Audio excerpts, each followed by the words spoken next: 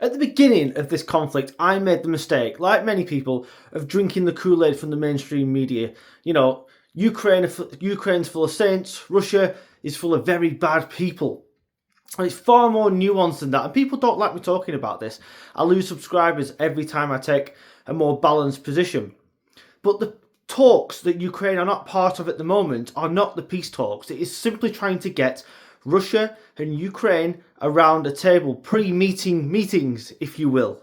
So far, they've managed to get Putin to admit or concede that he will have to meet up with Zelensky and talk about these things and how they can stop this war happening. All Trump was doing, he wasn't blaming Ukraine for starting the war.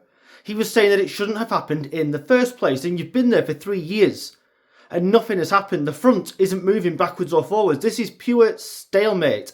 This is almost like World War One on a smaller scale all over again, and nobody wins. And if you want to talk about excluding people from stuff, let's face it, Russia's been excluded from the world since this happened. Even Russian athletes that had nothing to do with this.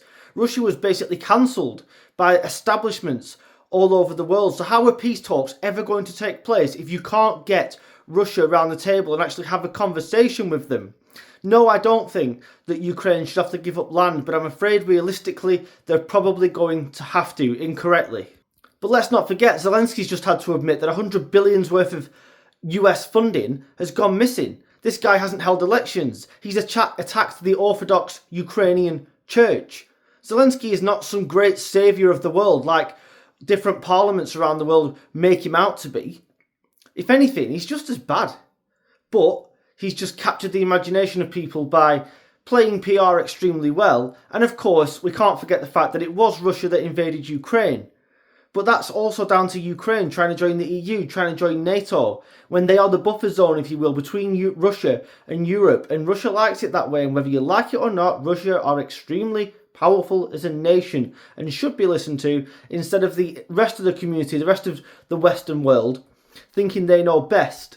When, let's not forget, Russia was betrayed in the past. Ukraine was betrayed in the past, of course, when all the nukes were given up, etc., and promised protection. So let's not pretend this is all one-way traffic, because I'm afraid it's not. And if you can't hear that balanced truth, then I'm afraid if you'd want to unsubscribe, then unsubscribe.